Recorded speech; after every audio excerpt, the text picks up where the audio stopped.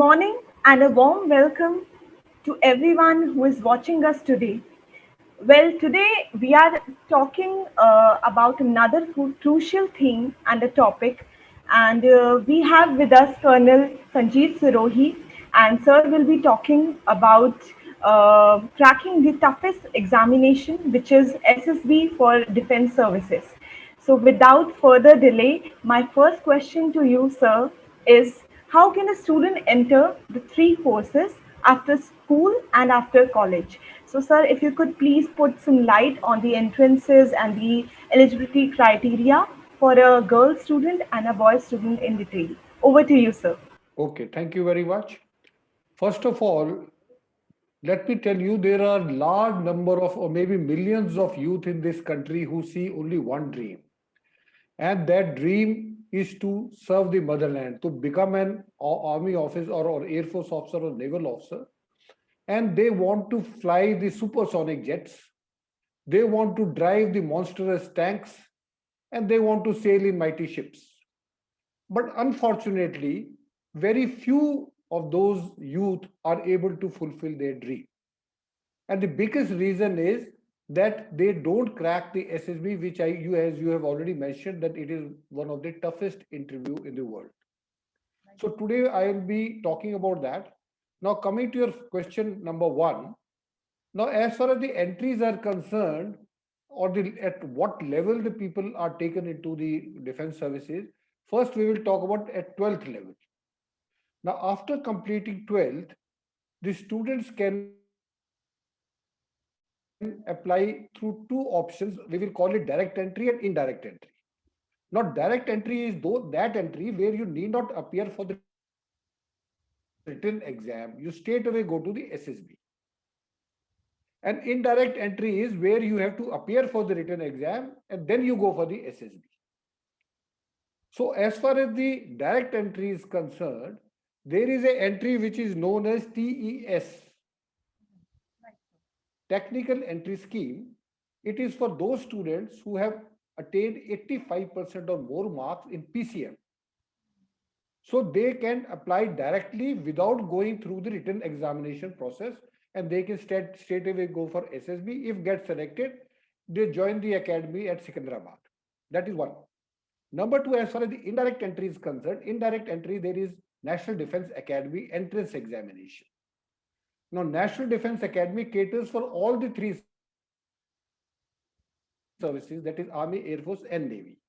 The examination is held twice a year in the month of April and September.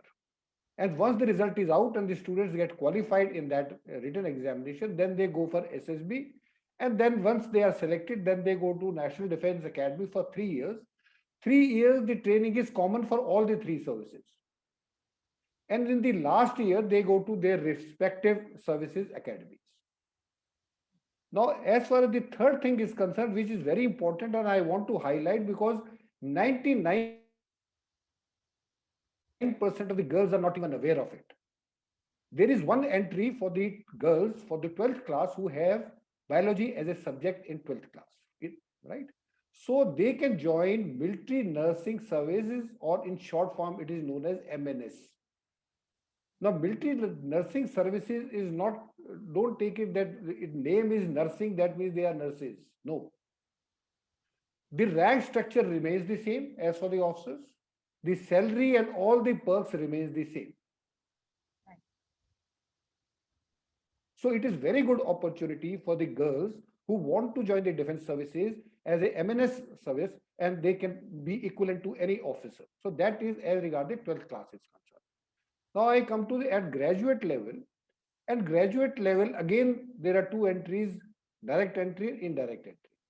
Now, indirect entry, there is a technical entry where the students who are technical graduates, they can directly join the services without appearing for the exam, for the written exam.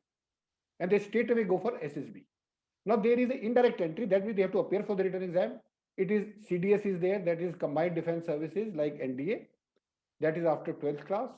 Then there is a FCAT, that is for the Air Force. And then it is the INNET, that is for the Navy. So these are the entries at 12th class and at graduate level. There are total of 6, 7 entries. So there are number of entries and students can take advantage of any entry. So I Right. hope I have made myself clear. Yes, sir, definitely. There is a lot of information for the students out there who look forward to cracking this toughest examination. With Yeah. this, I would like to move towards the next question, which is SSP is known as the toughest interview to crack, like we are talking already. When does a student have to face it, and what makes it the toughest one? Okay. Over to you. Now, yeah. First of all, let us understand in a short span of time what is SSB. Because SSB is full form is Service Selection Board. Now in India, there are 4 boards for Army, 4 for Navy, and 5 for Air Force, and they are geographically located different places. Now it is headed, who is known as the president, who is a very senior officer from all the 3 services. Then there are other officers who are trained for selection process. They are all from the defense services except for the psychologist who can be a civilian. Now this SSB procedure takes about 5 to 6 days, and there are 15 tests which are conducted during this period. And basically, in all these tests are designed in such a way to find out the officer-like qualities in a candidate. Like in civil parlance, we talk about soft skills, communication, soft skills, employability skills, life skills. In the army, all these skills are known as officer-like qualities. So that was regarding the SSB is concerned. Now, when should you prepare? That I'll be covering later on if I get a chance. Now we come to the other thing which is very, very important, and that is, I think, the main focus of this interview is that why it is toughest. Now, firstly, it is toughest because the criteria for selection is right fit and not best fit. I'll just briefly explain that. Best fit means there are 400 vacancies, there are 4 lakh people, you select the best people, and all the vacancies are filled. But as far as the right fit is concerned, right fit is that vacancies are 400, but until unless I get the right candidate, I will not fill the vacancies. That is the reason you will see that in the Air Force and in the Navy, there is still shortage of officers because aim is not to fill the vacancies, aim is to take the right fit. So that is the reason most of the candidates, they get rejected. Now the second is, it is a 3-pronged selection. There are 3 officers who are assessing you. One is the psychologist, second is the group task officer, and third is the interviewing officer. Now these 3 officers are testing you independently, they don't share any notes. But let me tell you, the assessment of all 3 is more or less same. So it is not, and it is, since it is over a period of time, so assessment is the best and but difficult. Third thing is, there are 3 things which are tested. First is your mansa, that is your mind. Second is, which is tested by the psychologist. Second is your karma, how do you behave as an individual or in a group. That is tested by the group task officer. And the third is the interviewing officer who is testing your vachana. Vachana means how you speak, what you speak. So all the 3 aspects of personalities are being checked. Next is the secrecy of result is maintained. If the students are not selected and they are rejected, they are not told why they have been rejected. The student does not get a chance to improve on that thing in which he has been rejected for the next time. The basic reason why it is kept secret is because they want to find the true self of an individual. They don't want that person should manipulate or doctor his personality. The other thing is long duration of assessment. It is for 5-6 days, so you can't fake it in for half an hour or 1 hour because faking is very difficult. And last is, all the assessment are under stress and they are against the time. The basic reason for this is that if I ask you a question and if I give you time, then you may think and manipulate the answer and give me the answer. But what they want to know is that whatever things first comes in your mind, that is the correct thing which is there. That's why they don't give you time. So all these things are the reasons for making it toughest. But it is, if proper guidance is given, then it is not at all tough. Right, sir. Very well explained, sir. The minute So I hope nitty-gritty. I have answered that. Yes, sir, definitely. Yeah. You have explained the nitty-gritties and the minute details, which a student, if they are preparing, they are looking ahead to cracking their examination, they must keep in their mind. With this, Yes. I'd like to ask another question with you, from you, sir, which is what personality traits or the qualities are tested under the SSB interview? Okay. Now, as I've already mentioned, that we call it officer-like qualities. Now, these are the officer-like qualities which are divided into four groups. Now, the first group is the social adjustments. Now, what does social adjust means? How do you adjust socially? Now, that includes your social adaptability, your cooperation, and your sense of responsibility. Now, the second part is your organizing and planning capability. Now, in that, what is tested is your effective intelligence, how you apply your brain to come to a logical solution for a problem. Number two is your reasoning ability. How, whether you can reason out. Third is your organizing ability. And fourth is your power of expression. Power of expression is very, very important. Now, the third part is involved is the social effectiveness, how effective you are socially. Now, that includes initiative, how much initiative you have. That includes your self-confidence. That includes your speed of decision, because all decision in the defense services, especially in the Air Force, are taken in split of seconds. So you have to be very, very fast in taking the decision. Then is to ability to influence the group, because you are commanding the troops. If I have to go and capture that peak, then I should be able to convince my troops that yes, why we have to go and capture that. So that persuasion and influencing capabilities should be there. And the last is liveliness. You have to be live. Okay, you cannot be dumb. You cannot sit like with your hands head down. You have to be very lively person. And the last is the dynamics, which includes your stamina, your determination, and your courage. So all these 14, 15 qualities are assessed during all those 5 days of SSB, during those 15 tests which are conducted by all three personnel which I have talked about. Great, sir. Wonderfully explained. And with this, I would like to move towards the next question, which is rather a concern. We see that many students fail the SSP despite much preparation.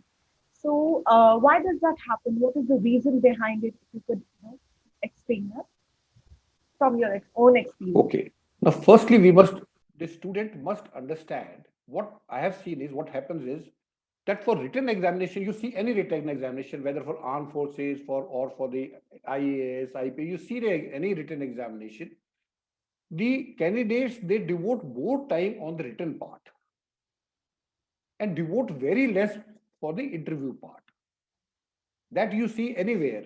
You ask student that, okay, if you want to appear for NDA, you will start preparing 6 months in advance. But he will prepare for SSB only 10-15 days before that. So 10-15 days is a too short a time to even know yourself. Then how will you prepare yourself, right? So the first thing is that the candidates are not, they have, firstly, they have no idea what SSB, like I have now explained. Now little more explanation can be done, and then one is very clear, okay, first day I will do this, second day, third day. So he's mentally prepared and he knows what is coming next. But 90% of the candidate, when they go to SSB, they have no idea what SSB is. What are the tests? So if you don't know what are the tests, or if you don't know on what you will be tested, so how you will prepare? So that is number one.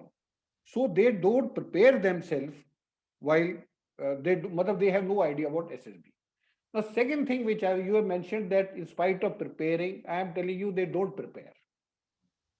Or even if they prepare for, it is knee jerk reaction कि चलो SSB call आ गई है, let me find out, किसी uncle के पास गए, किसी और के पास गए, उनसे थोड़ा आइडिया ले, but that is not sufficient. Preparation, my suggestion and my advice to all the student is, the day you decide to join NDA, IMA, any academy, and the day you start preparing for written examination, on the same day you start preparing for your SSB.